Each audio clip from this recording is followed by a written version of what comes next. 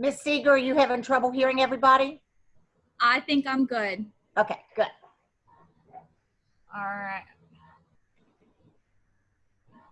All right. It looks like I'm recording. So it looks like it's recording. So I think we're good to go.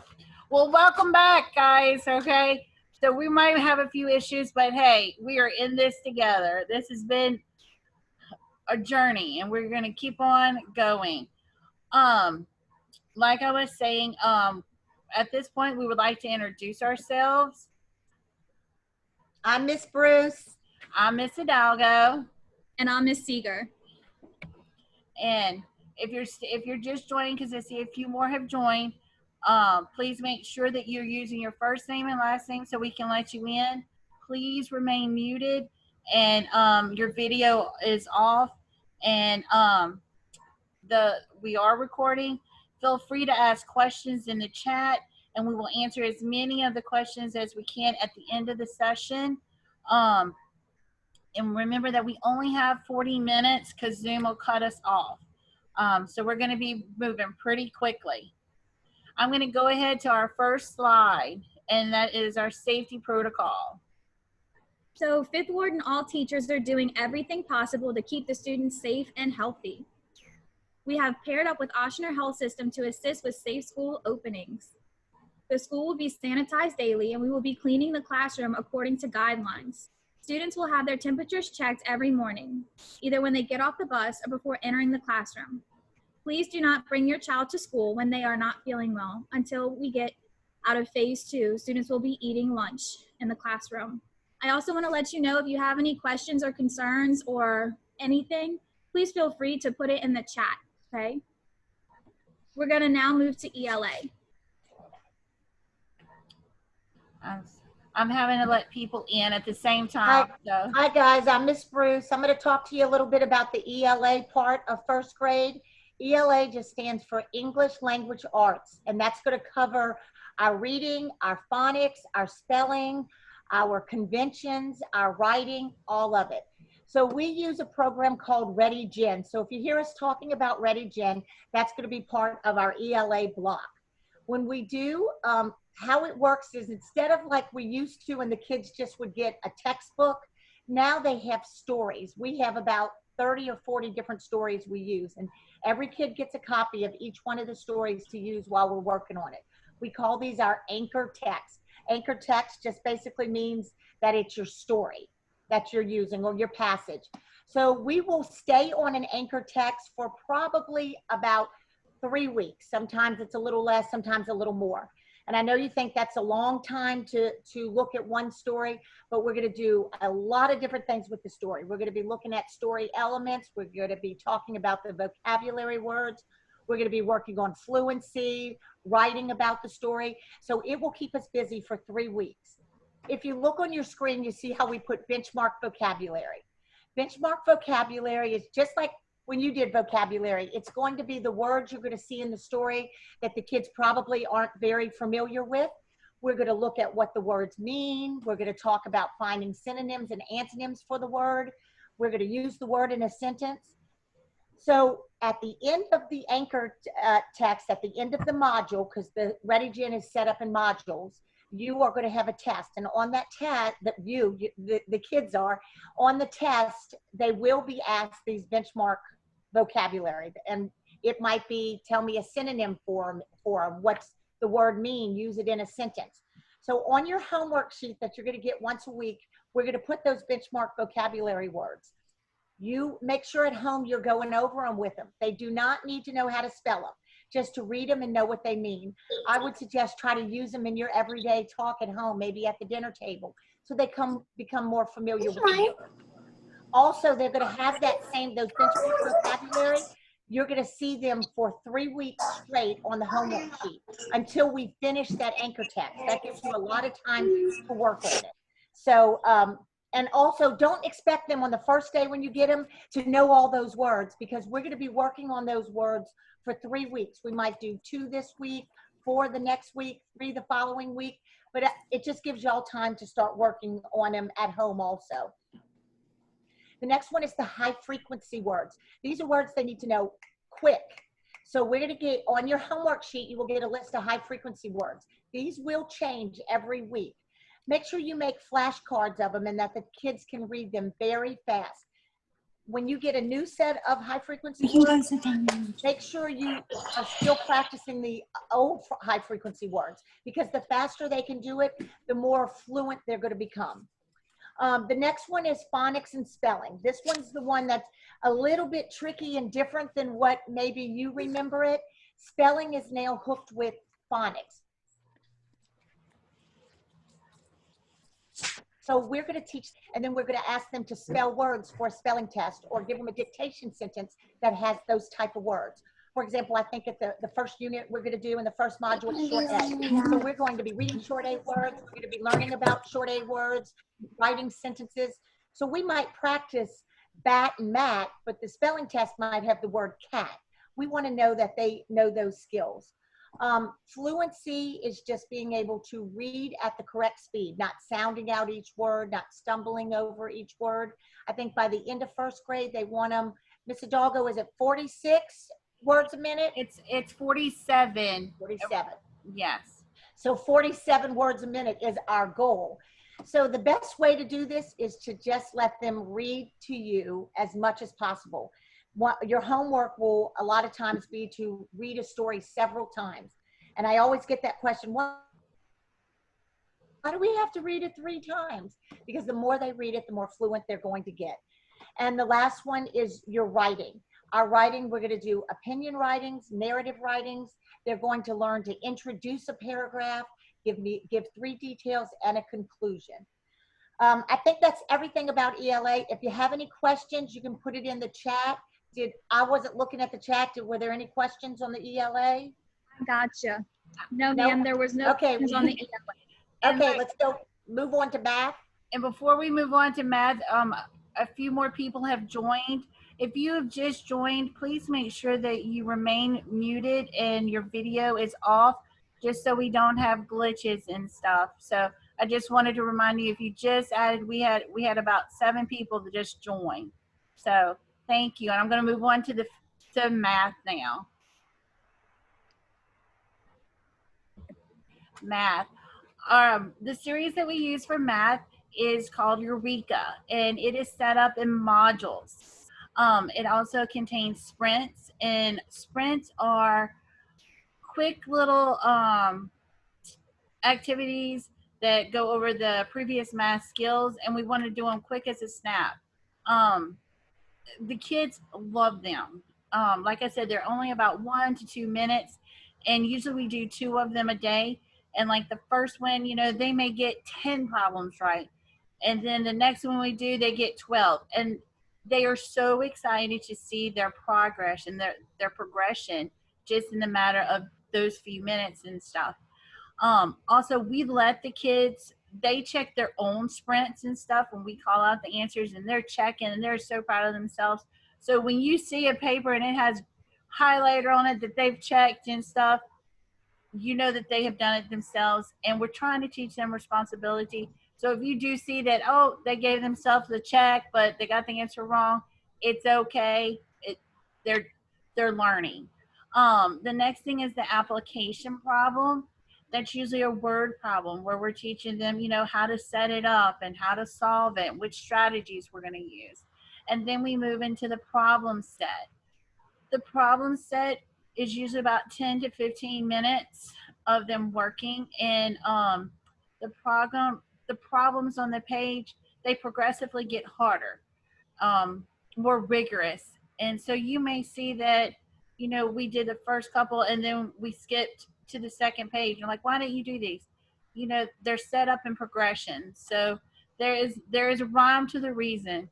Also, we'll end with an exit ticket. The exit ticket, that's kind of for us and the kids. The kids get to self-assess themselves. Hey, I got this part, or on this problem, you know what? I can get this far, and this is where I need help. So it's usually 1 or 2 problems, and they get to show us what they've learned, and then we can see what we need to work on with them. Also, what will be new for our first graders this year is Zern. We had Zern last year, and the kids loved it. Loved it, loved it, loved it. It is a computer program, and as a parent, I loved it too because I could see, oh, this is how we're supposed to do it, because it gives you videos, and it just gives like little tutorials of how to help them work through the problem and stuff, and they absolutely love it. The kids will have a login for it, and they'll do it in class, and they will be able to do it at home if you choose. So we'll be sending home the Zern information as soon as it all becomes available, but that's something to look forward to. And with math, practice, memorize those math facts and stuff. Any questions, Miss Seeger? No, ma'am. All right, good deal. We're going to move on to our DIBELS. So DIBELS is a parish-wide test that is administered to all students from kindergarten to 3rd grade. They will be given the assessment at the beginning, the middle, and end of the year. The test will give us data on the students' reading abilities and let us know if they are on benchmark, which is on level, or if they're at risk of needing support. Depending on their scores, they may be put into a burst intervention group. These groups will meet through the week to work on reading strategies specific to their needs. You'll be receiving a DIBELS flyer that explains the testing in more detail. Now we will move to the homework and take-home folders. Okay, I'm the one that has to tell you about those homework folders. I call them a take-home folder in my class, and I think Ms. Seeger and Ms. Hidalgo call it a homework folder, but it's the same thing, take-home folder, homework folder. This folder is to stay in their book bag. It has to come back to school every single day. So please make sure in the morning or at night that it's in their book bag, ready to go for the day. You're going to see a left-hand side of the folder, that means left at home, and a right-hand side of the folder, right back to school. The left-hand side of the folder is where I'm going to put any work, or Ms. Seeger, Ms. Hidalgo, any work they complete throughout the school day. So all our classwork goes on the left-hand side of the folder. It is to be cleaned out every night. So make sure at night you take it out, hang it on the refrigerator, go over it, put it in that special spot, whatever you have to do with it, but it needs to be cleaned out for every morning. The right side of the folder is called Right Back to School. So this is where you would put doctor's notes, any correspondence to the teachers, to the office, anything that needs to come back and forth to school, any signed papers. That way in the morning, what the kids are going to do, they're going to come in, they'll open that take-home folder, and we can walk right around and look on the right-hand side and see if there's anything we need to get. So we're not digging through any other papers anywhere else. Also on the right-hand side of the folder is going to be your homework sheet. Every Monday, they'll get a homework sheet. I think I call it a week at a glance. Some people call it a homework sheet. But anyway, we're all going to get one on Monday. Everyone will have on there is where you're going to see those benchmark vocabulary words I talked about with the ELA. You're going to see the phonics skill. You'll see the high frequency words. We always do a little week at a glance or an I can to let you know what they're doing during the week. So it might say, I can read short A words. I can write a narrative. And that'll give you an idea of what they're going to be learning throughout the week. The reminders will be on there, anything that you need to be reminded of for school, and any homework that has to be completed. Now, here's the thing with the homework. Due to COVID, we're going to just have all the homework due on Friday. We might tell you to do this page on Monday, this page on Tuesday, but we're not going to collect it until Friday. We think that maybe is better to not have papers go back and forth. Just one time you keep it at home, and on Thursday night, put it back in the folder, and we'll collect it on Friday. Their homework, we try to keep it down to a minimum. We're never going to give you just busy work, give them busy work as homework. It'll be stuff that I really think they need to do. It'll be maybe a reading passage or a small story, and we'll tell you to read it 3 times during the week. They'll have math homework pages. With the math homework pages, what we're doing this year is we're going to give you this book. The kids will get this on the first day of school. It'll say math homework on it. Keep this at home. Don't bring it back and forth in the school bag. So if we tell you for homework, complete page 27 and 29, on Thursday night, you'll tear out page 27 and 29, put it on that right-hand side of the folder and send it back to school. So any homework that's completed, it's going to go on that right-hand side. So Friday morning, I can say, open up your folders, okay, and I can walk around, or we can walk around and collect that on the right-hand side of the folder. One more thing, money, any kind of money is going to go in a Ziploc bag with all the information on it. Make sure that's on the right-hand side of the folder. And I think that's it. I think we can move on to JPAM.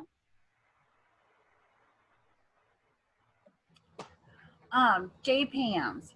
Yeah. At this point, the people that we have talked to, I think everybody has their JPAMS number.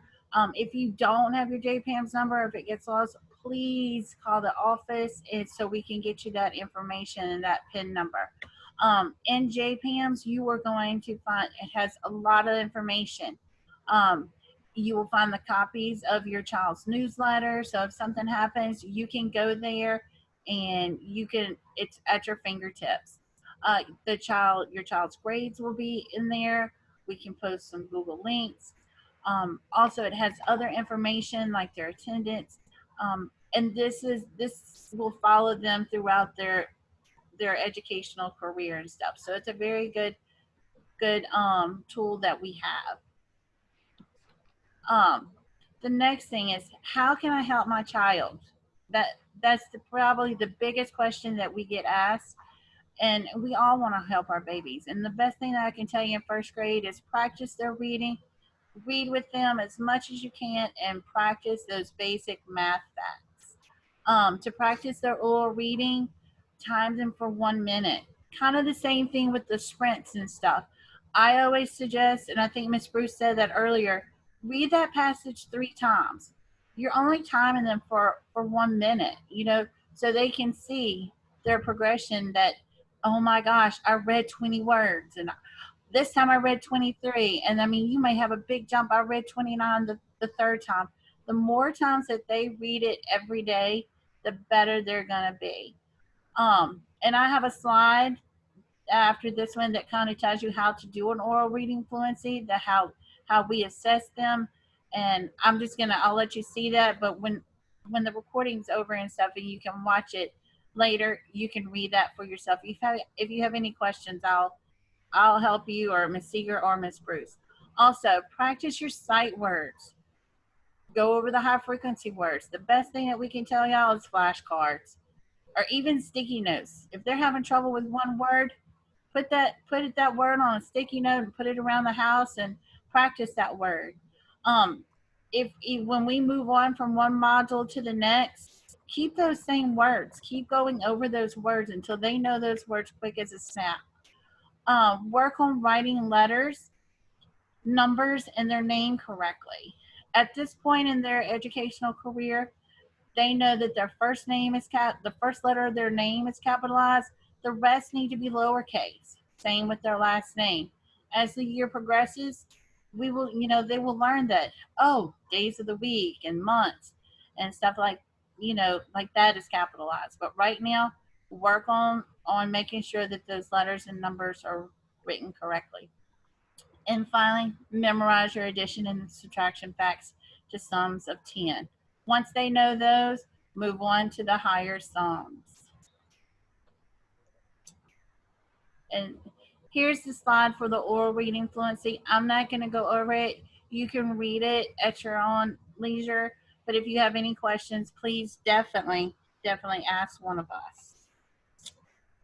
And I think that brings us to slide. Before you move on, Ms. Hidalgo, I just wanted to say, when you're timing your kid for reading, your child, you time them for that 1 minute, but after they read for their time for that 1 minute, Yes. Still let them finish reading that story to you. They're only just going to be time for that 1 minute, but still make sure they're finishing reading the passage or the story. Yes, and I have it here. Please let them finish reading it, but you're not timing. And I don't know if any of us hit on this. Ask them about the story that they just read so they can practice retelling. I'm not sure if we said that, but definitely work on that retelling, and you'd be surprised how much they're going to grow this year. Did we have any questions, or we're ready for the next slide? We're good? All right. reminders.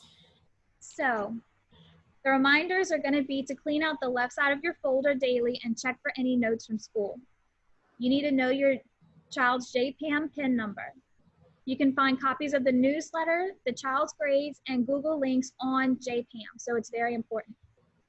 Remember, money sent to school for payments must be in an envelope or Ziploc with the child's name, amount of money, and reason for the money.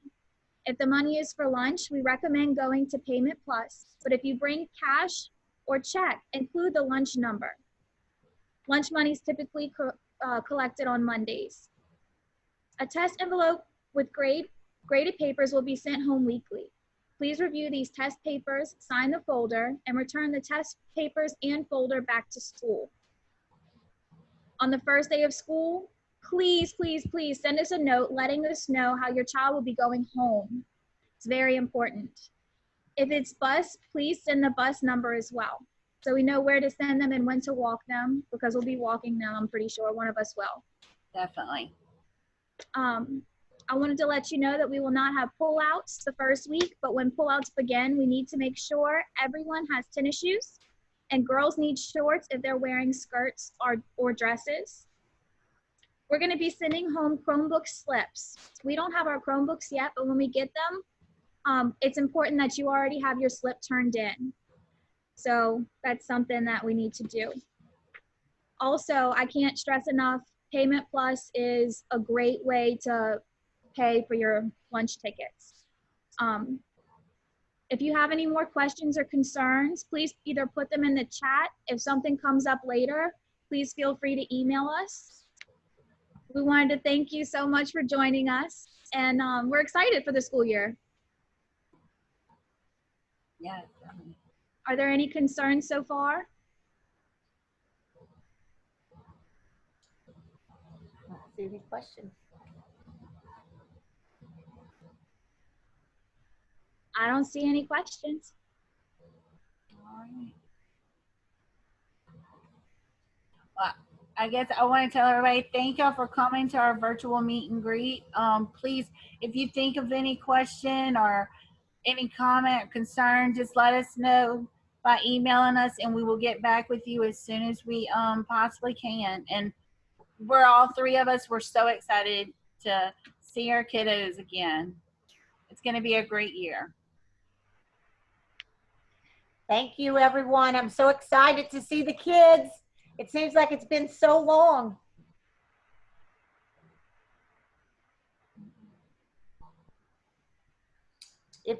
If you don't have any questions, to type in the chat box, you can go ahead and log off now and leave the meeting, and we will see everyone Tuesday.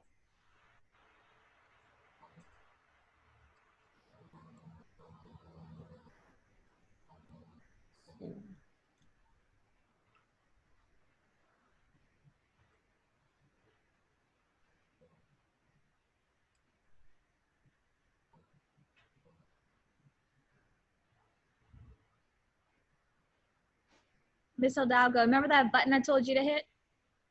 Yeah. And I'm going to go ahead and stop the recording, correct? Correct.